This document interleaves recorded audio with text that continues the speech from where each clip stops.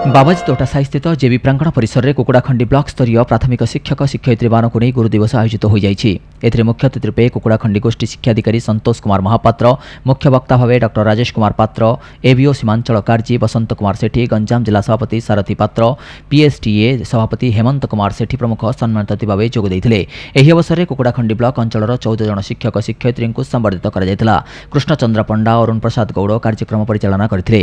उषाराणी साहू, विष्णु नायक, जीटुना दोरा, कान्हू बेहरा समेत अन्य कर्मकर्ता ही अवसर में उपस्थित थे। शेष में जीटुना दोरा धन्यवाद अर्पण करथिले। सार हम पे गुडे इंस्पिरेशन टाइप रहबे आमे डेडिकेटेडली हम सिबा निकट भविष्य रे अवसर निकट अतीत रे अवसर नै थिबा श्री आदिगंध साहू जिला रो शिक्षक संघर सभापति को मो धन्यवाद ज्ञापन